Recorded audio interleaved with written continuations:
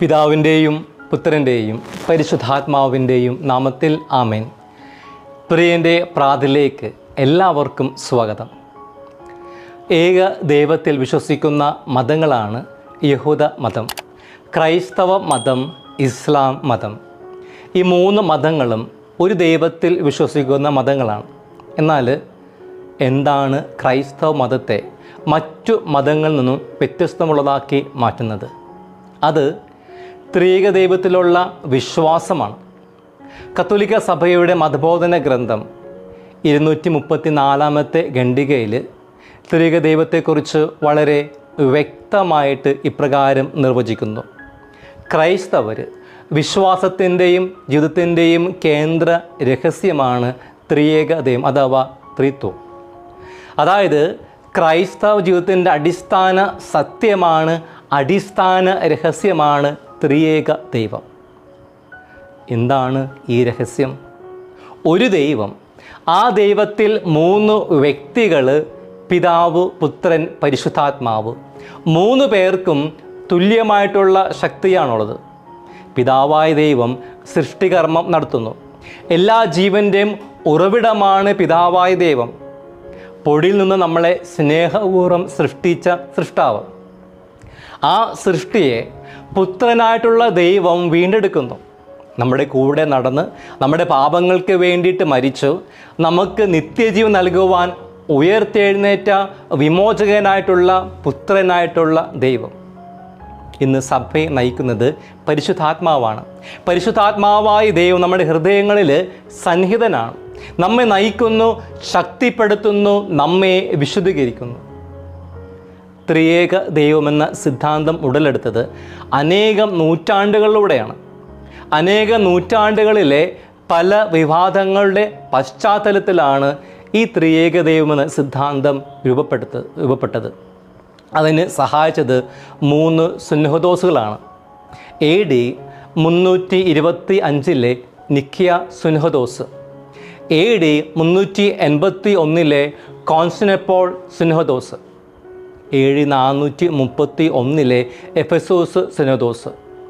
ഈ 3 സുന്നഹദോസുകളിലൂടെയാണ് ത്രിയേക ദൈവമെന്ന രഹസ്യം, ത്രിയേക ദൈവമെന്ന സിദ്ധാന്തം ഉടലെടുത്തത്. ത്രിയേക ദൈവമെന്ന വിശ്വാസ സത്യം പ്രഖ്യാപിക്കുകയും ചെയ്തത് ഈ 3 സുന്നഹദോസുകളിലൂടെയാണ്. ആദ്യകാല രക്തസാക്ഷിയും തത്വചിന്തകനുമായിട്ടുള്ള വിശുദ്ധ ജസ്റ്റിനാണ് ത്രിയേക ദൈവമെന്ന നാമം അധികമായിട്ട് ഉപയോഗിച്ചിട്ടുള്ളത്. പ്രസിദ്ധ ക്രൈസ്തവ ദൈവശാസ്ത്രജ്ഞനും ഏറ്റവും അറിയപ്പെടുന്ന സ്കോളാസ്റ്റിക് ചിന്തകനുമായിട്ടുള്ള വിശുദ്ധ തോമസ് എക്വിനസ് അദ്ദേഹത്തിൻ്റെ ദേ വെരിതാത്തെ എന്ന കൃതിയിൽ ഇപ്രകാരം പറഞ്ഞു വയ്ക്കുന്നുണ്ട്: ദൈവത്തിൻ്റെ സത്ത എന്നേക്കുമായി നമ്മളിൽ നിന്നും മറഞ്ഞിരിക്കുന്നു. അതായത് ദൈവത്തിൻ്റെ സത്ത, അസ്തിത്വം മനുഷ്യൻ്റെ അറിവിൽ നിന്നും മറച്ചു വച്ചിരിക്കുന്നു. ദൈവത്തെ പൂർണ്ണമായിട്ട് മനസ്സിലാക്കുവാനായിട്ട് മനുഷ്യന് സാധിക്കില്ല. മാത്രമല്ല, അവൻ്റെ വാക്കുകൾക്കോ അവൻ്റെ ചിന്തകൾക്കോ ഒന്നും തന്നെ ദൈവത്തെ പൂർണ്ണമായിട്ട് അവതരിപ്പിക്കുവാനായിട്ട് സാധിക്കില്ല. അതുകൊണ്ട് തന്നെ ത്രിയേക ദൈവത്തെ ബുദ്ധി കൊണ്ട് നമുക്ക് മനസ്സിലാക്കുക അപ്രാപ്യമായൊരു കാര്യമാണ്. വിശുദ്ധ തോമസ് എക്വിനസിൻ്റെ അനുഭവവും അങ്ങനെയായിരുന്നു. അവസാന നാളുകളിൽ തനിക്ക് ലഭിച്ച ദൈവിക വെളിപ്പെടുത്തലുകളുടെ അടിസ്ഥാനത്തിൽ താൻ എഴുതലം വെറും അപൂർണമായിട്ടുള്ള കാര്യങ്ങൾ മാത്രമാണെന്നുള്ള തിരിച്ചറിവ് അദ്ദേഹത്തിനുണ്ടായി. ഇതിൽ നിന്നുമെല്ലാം മനസ്സിലാക്കുവാനായിട്ട് സാധിക്കുക ത്രിയേക ദൈവം ഒരു രഹസ്യമാണ്. പ്രിയപ്പെട്ടവരെ, തിരുസഭ മാതാവ് ഇന്ന് ത്രിയേക ദൈവത്തിൻ്റെ തിരുനാൾ സാഘോഷം കൊണ്ടാടുകയാണ്. ത്രിയേക ദൈവത്തെക്കുറിച്ചുള്ള അറിവ് ഒരിക്കലും യഹൂദർക്കുണ്ടായിരുന്നില്ല. അത് മനസ്സിലാക്കുവാനായിട്ട് അവർക്ക് എളുപ്പമായിരുന്നില്ല. കാരണം ദൈവം ഏകനാണെന്ന് അവർക്കറിയാം. എന്നാൽ ദൈവം ത്രിയേകമാണെന്ന് ഗ്രഹിക്കുവാനായിട്ട് അവർക്ക് കഴിഞ്ഞില്ല. ഇന്നും പലർക്കും അതിന് കഴിയുന്നില്ല എന്നുള്ളതാണ് സത്യം. കാരണം യുക്തിയും വിശ്വാസം കൊണ്ട് മാത്രമേ ആ രഹസ്യം മനസ്സിലാക്കുവാനായിട്ട് നമുക്ക് സാധിക്കുകയുള്ളൂ. ത്രിയേക ദൈവം എന്ന പദം വിശുദ്ധ ബൈബിളിൽ എങ്ങും കാണുവാനായിട്ട് സാധിക്കില്ല. ത്രിയേക ദൈവത്തെക്കുറിച്ചുള്ള രഹസ്യം നമുക്ക് വെളിപ്പെടുത്തി തന്നത് ദൈവപുത്രനായിട്ടുള്ള ക്രിസ്തുവാണ്. യേശു അവിടുത്തെ പ്രബോധനത്തിലൂടെ ഈ ദൈവിക രഹസ്യങ്ങൾ നമുക്ക് നൽകി. എന്താണ് ഈ ത്രിയേക ദൈവത്തെക്കുറിച്ചുള്ള രഹസ്യം? ഒരു ദൈവവും 3 വ്യക്തികൾ, 3 ആളുകൾ. 3 ദൈവമല്ല, മറിച്ച് ഒരു ദൈവത്തിൽ 3 ആളുകൾ, 3 പേർക്കും തുല്യമായിട്ടുള്ള ശക്തി. പഴയ നിയമത്തിൽ ത്രിയേക ദൈവത്തിൻ്റെ ഒരു മുൻ നിഴൽ കാണുവാനായിട്ട് സാധിക്കും. ഉൽപ്പത്തി 1:26 നമ്മൾ ഇപ്രകാരം വായിക്കുന്നു: നമ്മുടെ ഛായയിലും സാദൃശ്യത്തിലും മനുഷ്യനെ സൃഷ്ടിക്കാം. സൃഷ്ടികർമ്മത്തിൽ ത്രിയേക ദൈവത്തിൻ്റെ പങ്കുചേരൽ ഇവിടെ കാണുവാനായിട്ട് സാധിക്കും. വീണ്ടും പുതിയ നിയമത്തിലേക്ക് വരുമ്പോൾ മത്തായി 3:16 നമ്മൾ വായിക്കുകയാണ്: ദൈവപുത്രനായിട്ടുള്ള യേശുവിന് മാമോദിസ വേളയിൽ ദൈവപിതാവിൻ്റെ സ്വരം, ഇവനെൻ്റെ പ്രിയപുത്രൻ, ഇവനിൽ ഞാൻ പ്രസാദിച്ചിരിക്കുന്നു. തുടർന്ന് നമ്മളവിടെ കാണുകയാണ് ആത്മാവ് പ്രാവിൻ്റെ രൂപത്തിൽ യേശുവിൻ്റെ മേൽ ഇറങ്ങി വരുന്നതായിട്ട് നാം കാണുന്നു. ത്രിയേക ദൈവത്തിൻ്റെ സാന്നിധ്യം ഇവിടെ വളരെ വ്യക്തമായിട്ട് കാണുവാനായിട്ട് സാധിക്കും. യേശുവിൻ്റെ പ്രബോധനത്തിലൂടെ നമുക്ക് കൂടുതൽ വ്യക്തത ലഭിക്കുന്നുണ്ട്.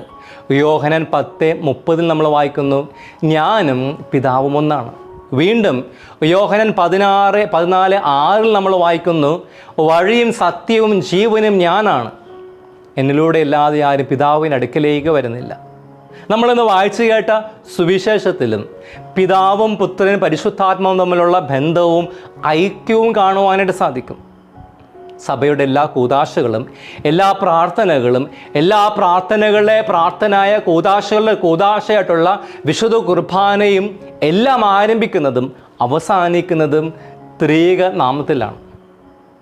ത്രിയേക നാമത്തിലാണ് ഒരു വ്യക്തിക്ക് മാമോദീസ നൽകുന്നത്. പിതാവിൻ്റെയും പുത്രൻ്റെയും പരിശുദ്ധാത്മാവിൻ്റെയും നാമത്തിൽ. AD 1334 ജോൺ 22 പാപ്പയാണ് പെന്തക്കോസ്ത് ഞായറാഴ്ച കഴിഞ്ഞ് വരുന്ന ഞായറാഴ്ച ഈ തിരുനാൾ ആഘോഷിക്കുവാനായിട്ട് മുൻകൈയെടുത്തത്. ഈ തിരുനാൾ നമുക്ക് നൽകുന്നത്, പ്രിയപ്പെട്ടവരെ, ഒരു വെല്ലുവിളിയാണ്. കാരണം ഐക്യത്തിൻ്റെ, കൂട്ടായ്മയുടെ, പരസ്പര സ്നേഹത്തിൽ നൽകുന്നതിൻ്റെ പ്രതീകമാണ്, അടയാളമാണ് ത്രിയേക ദൈവം. ത്രിയേക ദൈവത്തിൽ നിന്നും നമുക്ക് ഉൾക്കൊള്ളേണ്ട പാഠം നിരവധിയുണ്ട്. അതിലൊന്ന് ത്രിയേക ദൈവത്തിലുള്ള ഐക്യമാണ്. 3 പേര് ഒരുമിച്ച് നിലകൊള്ളുന്നു, ഒരുമിച്ച് പ്രവർത്തിക്കുന്നു. രണ്ടാമതായിട്ട് നമ്മൾ ത്രിയേക ദൈവത്തിൽ നിന്നും പഠിക്കേണ്ട പാഠം അത് കൂട്ടായ്മയാണ്. ഒരു ദൈവം, 3 വ്യക്തികൾ, അതൊരു കൂട്ടായ്മയാണ് സൂചിപ്പിക്കുന്നത്.